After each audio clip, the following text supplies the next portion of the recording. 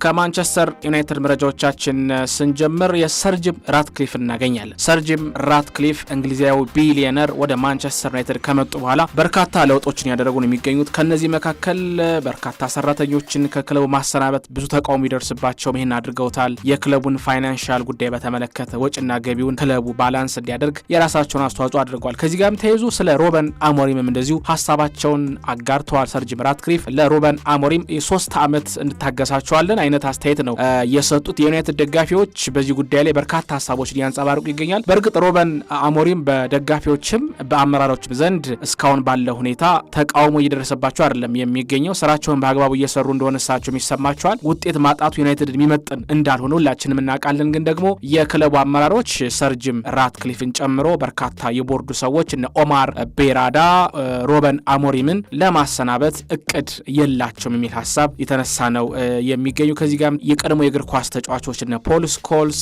ጋሪ ኔቭል፣ ሪዮ ጋቢን ፈርዲናንድን ጨምሮ በርካቶች ለሩበን አሞሪም ድጋፍ እንዳላቸው ክለቡ ሊታገሳቸው እንደሚገባም እንደዚሁ ገልጸዋል። ስለዚህ ከሩበን አሞሪም ጋር ተያይዞ በርካታ አሰልጣኞች ስማቸው ይያዝ ነበር። እሳቸው ክለቡን የሚለቁ ከሆነ እነ ኦሊቨር ግላስነር፣ አንዶኒ ኢራኦላ አይነት አሰልጣኞች ከክለቡ ጋር ስማቸው ተያይዞ ነበር። ነገር ግን አሁን ባለው ሁኔታ ሩበን አሞሪም በማንቸስተር ዩናይትድ የመቆየት ፍላጎት አላቸው። ክለቡም እስካሁን ጫና አላደረገም። ሽንፈት ቢመጣም ውጤት ቢጠፋም የእሳቸውን የ3-4-3 ፍልስፍና በጊዜ ሂደት ራሳቸውን በሚገባ እንዲያሳድጉና ይህንን አስተሳሰባቸውን ቡድኑ ላይ ማስረጽ እንዲችሉ ጊዜ ሊሰጣቸው ይገባል የሚል ሀሳብ የተነሳ ነው የሚገኘው። 3 ዓመት ይሰጣቸዋል ተብሏል። በ3 ዓመት ውስጥ ግን ማንቸስተር ዩናይትድ የሚገባውን ክብር ማለት በሊጉ ተፎካካሪ ቡድን መገንባት፣ የተለያዩ ዋንጫዎችን እነ ኤፍኤ ካፕ እነ ካርሊንግ ካፕ አይነት ዋንጫዎችን ማንሳት፣ ከዛ ለእንግሊዝ ፕሪሚየር ሊግ ማሰብ፣ እነዚህ ነገሮች ሁሉ ለሩበን አሞሪም የሚተው የቤት ስራዎች ናቸው። ስለዚህ 3 ዓመት ራትክሊፍ ብለዋል። ግን ዩናይትድ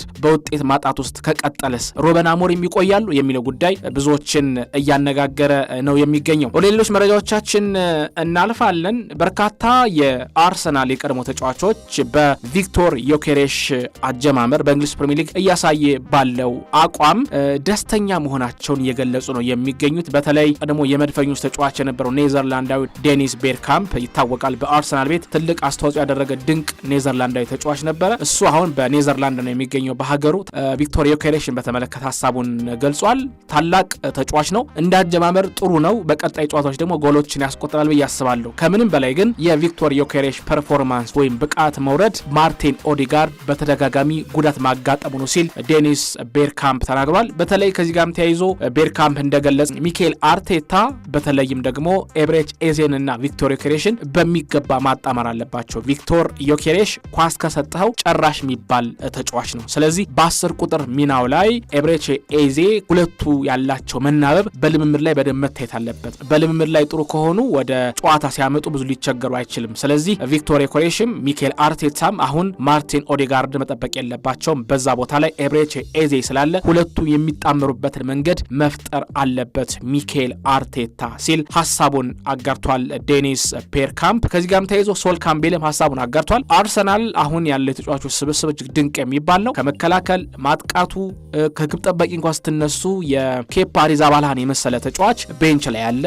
ስለዚህ መከላከሉ ላይ በጣም ጥራት ያላቸው ተጫዋቾች አሉ። ገና ያልተጫወቱ እንደ ሂንካፒ አይነት ተጫዋቾችም እንዳሉ መርሳት የለብንም። ስለዚህ አሁን ያለው የአርሰናል ስብስብ ለብዙዎች ዋንጫ እንዲያመጣ የሚፈለግበት ጊዜ ደርሷል። ሚኬል አርቴታም ከዚህ በኋላ ምንም ምክንያት ማቅረብ አይችልም። በስኳዱ በጣም ደስተኛ እንደሆነ ይናገራሉ። ቡድኑ ሁሉ ነገር በሜዳ ላይ መስጠት የሚችል ብቃትም አቅምም አለው ሲል ነው ሶል ካምቤል ሀሳቡን የገለጸው። ማንቸስተር ዩናይትድ አሁን ያለው የመከላከል አደረጃጀት ይታወቃል። ሩበን አሞሪም በ3-4-3 ፎርሜሽን በ3-2-4-1 ተስማሚ ተጫዋቹን የቀረበው የባየር ሙኒኩ የ26 ዓመት ፈረንሳዊ ዳዮት ኦፓሚካኑ እንደሆነ ነው ብዙዎች የሚናገሩት። ይህ ተጫዋች በባየር ሙኒክ ኮንትራት እንዳለው ይታወቃል። የባየር ሙኒክ አመራሮች እነ ኦሊ ሆነስ፣ ካልሄንዝ ሮሚኒገ፣ ክሪስቲያን ፍሬውንድ አይነት አመራሮች የዚህን ተጫዋች ኮንትራት ለማራዘም እቅድ እንዳላቸው ይሰማል። ነገር ግን ዳዮት ኦፓሚካኑ በአሁኑ ሰዓት በፈረንሳይ ብሔራዊ ቡድን ውስጥ ነው የሚገኘው።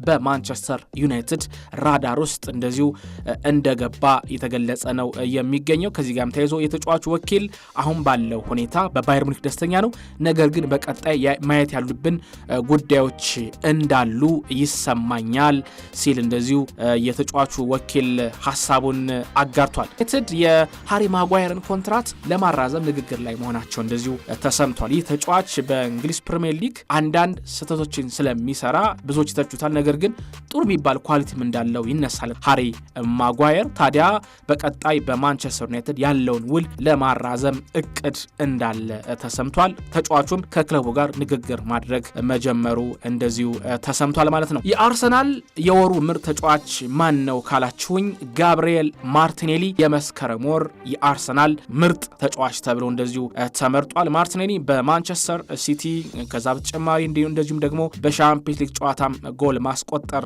ችሏል። 54% የሚሆን ድምጽ እንደዚሁ ማግኘት ችሏል። ጋብሪኤል ማርቲኔሊ የሚኬል አርቴታ ተወዳጅ ተጫዋች ነው። ጋብሪኤል ማርቲኔሊ አሁን ባለው የአርሰናል ስኳድ በቂ መሰለፍ ዕድል ያገኘ አይደለም የሚገኘው ተጫዋቹ፣ ነገር ግን ተቀይሮ ሲገባ ደግሞ ተጽዕኖ መፍጠር የሚችል ድንቅ ብራዚላዊ ተጫዋች ነው። በክረምቱ የዝውውር መስኮት ከባየር ሙኒክ ጋር ስሙ መያያዝ ቢችልም በአርሰናል ቤት ግን መቆየቱ ብዙዎችን እንዳላስደሰተ ቢነገርም ሚኬል አርቴታ ግን ተጫዋቹን እንደሚወደው ብዙ ጊዜ ይናገራል ማለት ነው። ወደ ጀርመን ቡንደስሊጋ ደግሞ አመራን። የሃሪኬን ጉዳይ እናነሳለን። ሃሪኬን የጀርመን ቡንደስሊጋ ቀሎታል ማለት እንችላለን። በየሳምንቱ ጎሎችን ያስቆጥራል፣ አሲስት ያደርጋል። ለዛ ነው የጀርመን ቡንደስሊጋ የመስከረም ወር ምርጥ ተጫዋች ተብሎ የተመረጠው። ይሄ ተጫዋች እንግዲህ በቡንደስሊጋ ጨዋታዎች ላይ በርካታ ጎሎችን 11 የሚደርሱ ጎሎችን ማስቆጠር ችሏል። በቡንደስሊጋው የኮከብ ጎል አግቢነቱን እየመራ ይገኛል። ሃሪ ኬን የእንግሊዝ ብሔራዊ ቡድንም ወሳኝ ተጫዋች እንደሆነ ይታወቃል። ታዲያ የቡንደስሊጋው የመስከረም ወር ምርጥ ተጫዋች ተብሎ ተመርጧል። ቪንሶ ኮምፓኒ የክለቡ አመራሮች በሃሪ ኬን ደስተኛ ናቸው ተብሏል። ተጫዋቹም በባየር ሙኒክ ቤት የመቆየት ዕድል እንዳለው ተሰምቷል። በተለይ የአውሮፓ ሻምፒዮንስ ሊግ ዋንጫን ከባየር ሙኒክ ጋር የማንሳት እቅድም ፍላጎትም እንዳለው እንደዚሁ ተሰምቷል።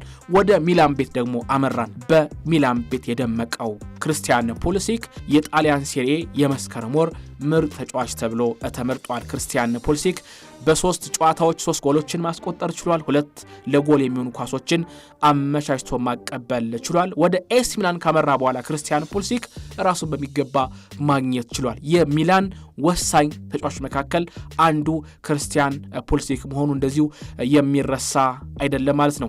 ወደ ሌሎች መረጃዎቻችን ነው እንደዚሁ የምናልፈው። ከዚህ ጋርም ተያይዞ ሌሎች ሐሳቦችን ማንሳት እንችላለን። የ2034 የዓለም ዋንጫ ምናልባትም 2035 ሊደረግ እንደሚችል እየተነገረ ነው የሚገኘው። ሳውዲ አረቢያ እንደምታዘጋጀው ይታወቃል። የ2034ቱን የዓለም ዋንጫ በካታር የ2022 የዓለም ዋንጫ እጅግ ድንቅ እንደነበር ሁላችንም እናውቃለን። ብዙዎች ወደውታል። የአርጀንቲና የዓለም ዋንጫ ያሸነፈችበት መንገድ፣ እያንዳንዱ ጨዋታ ካታር ለዝግጅቱ ያደረገችው ትኩረት ብዙዎችን ያስደሰተ ነበር። ከዓለም ዋንጫ ከመጀመሩ በፊት ብዙ ሀሳቦች ይነሱ ነበር ካታርን በተመለከተ። ነገር ግን ካታር በዝግጅቶች የተቾቿን አፍ ማዘጋት ትችላለች። ታዲያ አሁን ደግሞ ሳውዲ አረቢያ ከካታር አዳዲስ ነገሮችን በመውሰድ የራሳቸውንም አቅም በመጨመር ምናልባት በ2035 የዓለም ዋንጫው ሊደረግ የሚችልበት እድል እንዳለ ተሰምቷል። እንደ ምክንያት ደግሞ በ2034 የረመዳን ጾም ወቅት ስለሚሆን ከዚህ ጋርም ተያይዞ ምናልባት በ2035 የዓለም ዋንጫው ሊደረግ ይችላል ተብሏል።